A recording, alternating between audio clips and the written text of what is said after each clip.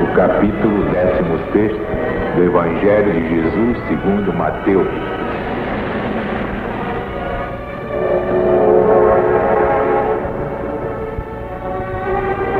Indo Jesus para as bandas de Cesareia de Filipe,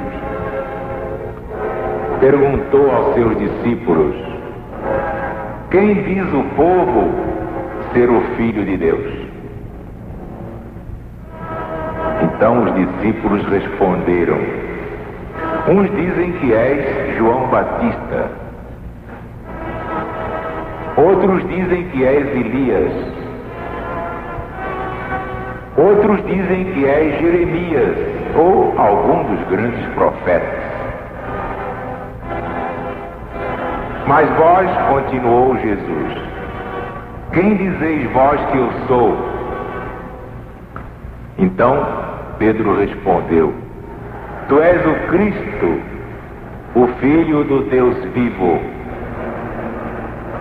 Então Jesus falou: bem-aventurado és tu, Simão Bar-Jonas, porque não foi a carne ou sangue quem te revelou, mas o Pai que está no céu.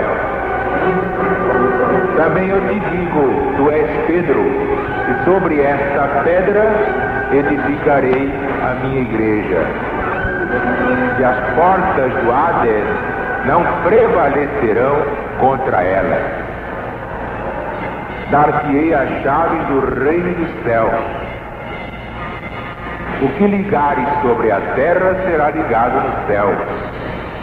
O que desligares sobre a terra será desligado no céu. Então Jesus ordenou aos seus discípulos que a ninguém dissessem que ele era o Cristo. Desde esse tempo começou Jesus a mostrar aos seus apóstolos que lhe era necessário ir a Jerusalém e padecer muita coisa dos anciãos, dos principais sacerdotes e dos escribas ou doutores da lei, ser morto e ressuscitar ao terceiro dia. Mas Pedro, chamando Jesus à parte, começou a censurá-lo, dizendo: ora, Jesus, isso não vai acontecer de modo nenhum. Então Jesus, voltando-se, disse a Pedro: sai da minha frente, Satanás!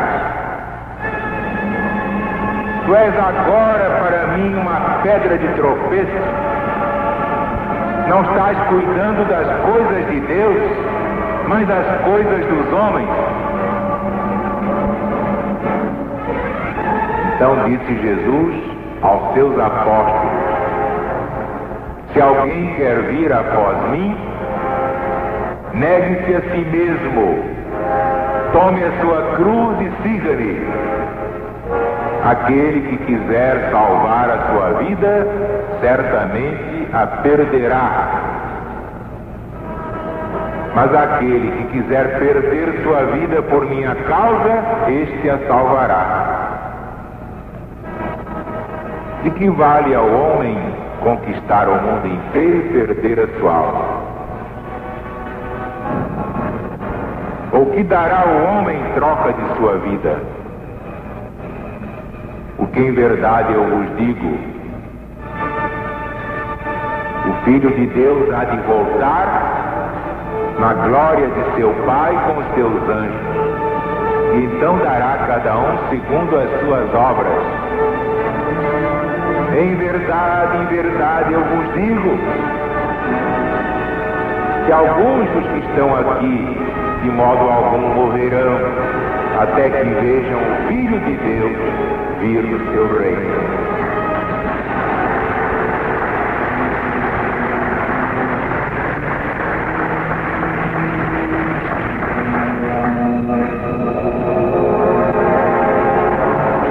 Este é um dos pontos culminantes do Evangelho.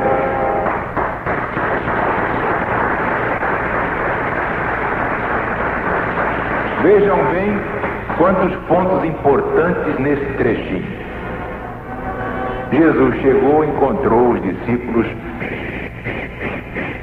estavam cochichando.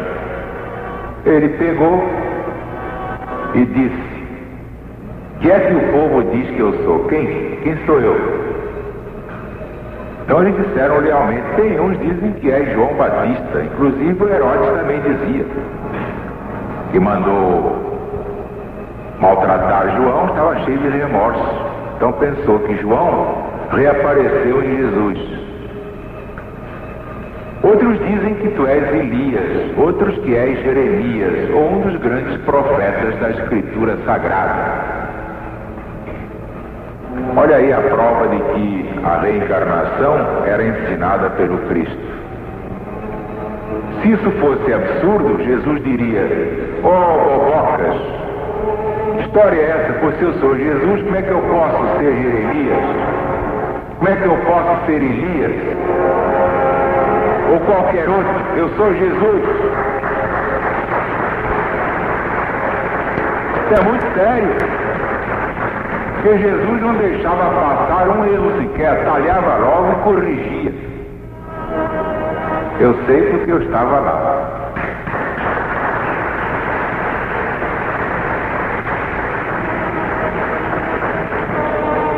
Pois bem, eu já expliquei aqui. De fato, ainda era cedo para dar o ensinamento da reencarnação totalmente. Muita luz pode cegar muitos olhos ainda inexperientes, que não suportam a luz forte. Então vai se dando uma luzinha hoje, outra manhã, assim com a reencarnação. Já se falava de reencarnação antes de Jesus vir ao mundo. Por ordem dele se falava. Outros precursores antes de João, precursores menores, como Buda, porque muita gente acha que o Buda era o maior. Não era, não. João era muito maior que Buda. Quem o diz não é Zaru, é Jesus. Porque Jesus disse: dos nascidos de ventre de mulher, ninguém foi maior que João. Portanto, nós também explicamos por quê. Porque aparentemente naquela encarnação só, como é que João podia ser o maior? É porque já tinha sido Elias e já tinha sido Moisés. Por isso é que era o maior dos nascidos de ventre de mulher. Os judeus acreditavam na reencarnação com o nome de ressurreição. Basta ver que nem era preciso morrer. Olha aí o caso, por exemplo, de João e Jesus. Ambos eram contemporâneos, viviam ao mesmo tempo. Pois se Herodes mandou cortar a cabeça de João, como é que João podia voltar em Jesus? Eles não entendiam o mecanismo. Quando nós sabemos que na reencarnação o espírito exige um corpo novo para ele só. Não toma corpo de ninguém. Também já expliquei que não há regra sem exceção. Para quem conhece os mistérios espirituais, como eu conheço, graças a Deus, se eu quiser, eu posso fazer uma experiência, mas tem que ser muito legal, dentro da lei divina. Isso eu posso lhes contar. Houve aí um missionário que na hora H se acovardou e recuou. Então, os guias da humanidade, vendo que ele estava em perigo, ia botar em perigo uma doutrina que não podia sofrer pelo capricho de homem nenhum. Quando esse homem dormiu, alguém mais forte mandou outro tomar o corpo dele e salvou tudo direitinho. Ele aí passou a falar com tal equilíbrio que todo mundo ficou espantado, mas já não era mais ele, era só o corpo dele, o espírito era de outro. Não é curioso isso?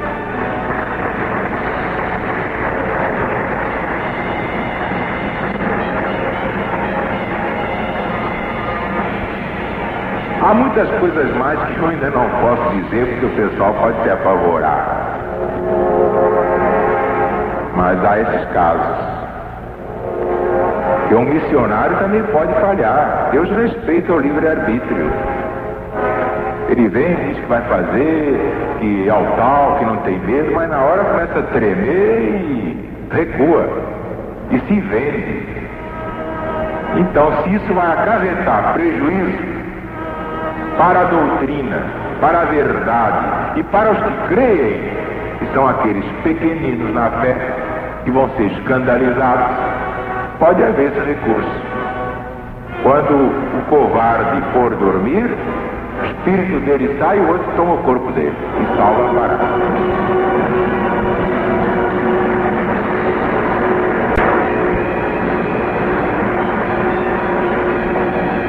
Agora eu pergunto, onde é que vocês leram isso? Ninguém ensina essas coisas. Ah, bom, eu conheço. Eu conheço. Isso é muito sério. Não é para qualquer um. Toda regra, no plano terreno, no plano das formas, tem uma exceção. Mas neste caso, só quando está em perigo algo que não pode estar em perigo.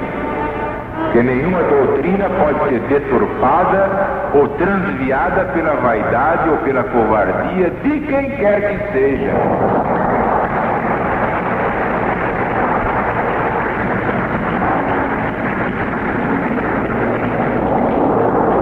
Portanto, a reencarnação já era ensinada pelo próprio Jesus, basta ler o que ele disse a Nicodemos.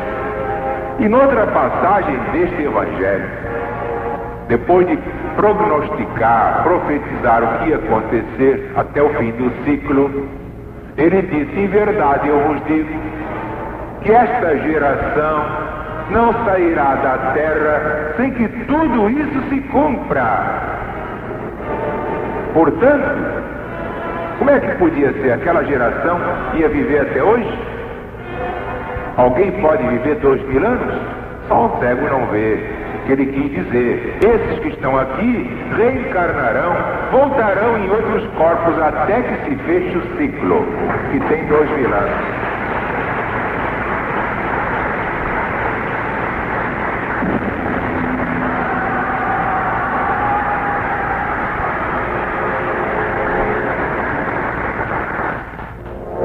Agora, o outro ponto muito perigoso. Vejam vocês. Depois de ouvir tudo aquilo, Jesus disse: muito bem, isso diz o povo. Um diz que eu sou Elias, outro diz que eu sou João Batista, outro diz que eu sou Jeremias. Mas vós, quem vós dizeis que eu sou? Foi aí que Pedro, que era um grande médium, tocado pela inspiração divina, gritou: tu és o Cristo, Filho do Deus vivo.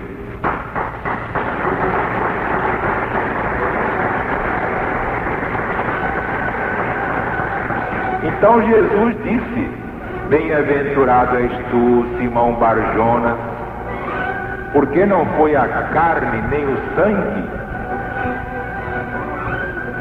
nem a carne. Vejam bem como é que está escrito aqui, neste versículo 17.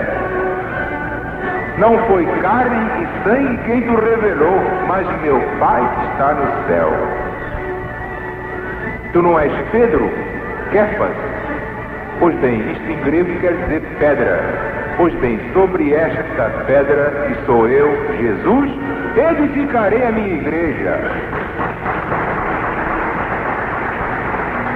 Porque Jesus era a pedra angular, não era Pedro. Tanto Jesus não achava Pedro perfeito. Logo adiante nesse mesmo capítulo, que foi que vocês ouviram, ainda há pouquinho. Está aqui, para quem tem olhos de ver e ouvidos de ouvir. Jesus dizendo que ia ser preso pelos principais sacerdotes do diabo dos carregue, ia ser torturado, crucificado, mas ressuscitaria ao terceiro dia. Pedro, que a essa altura já estava cheio de ventos, chega pro ouvido dele assim, a parte de Jesus, deixa disso, o que há? Deus não vai permitir tal coisa? Deixa de falar essas bobagens. Vai morrer coisa nenhuma. Eu estou aqui, eu garanto. Comigo a cana é dura. Não vai te acontecer nada porque eu não deixo. Eles terão que passar em cima de mim, do meu cadáver. Depois negou Jesus 3 vezes de medo. Ora, o que é que Jesus disse a Pedro logo ali? Sai da minha frente, Satanás, vá de retro, Satanás, porque não tens o gosto das coisas de Deus, queres é sombra e água fresca.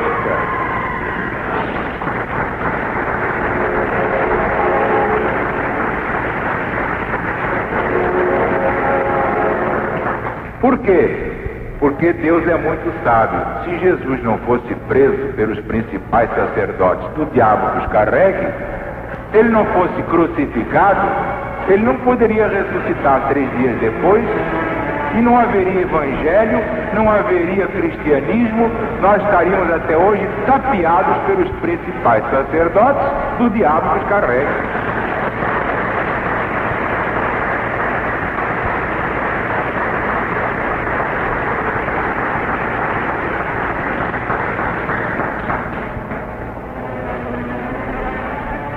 Finalmente, outra deturpação é consequência. Tudo que vós ligardes na terra, eu ligarei no céu. Os próprios apóstolos, evangelistas, etc., não compreendiam bem certas palavras de Jesus. Há muita coisa que tem que ser retificada no Evangelho. De fato foi escrita por eles, mas está errada porque eles não entenderam o que Jesus quis dizer. O que está ali é o seguinte: o que vós acertardes embaixo, eu ligo em cima, estará certo. Se vós errardes embaixo, errareis em cima. Porque o que está em cima é igual ao que está embaixo. Só o Filho de Deus tem poder para perdoar pecados.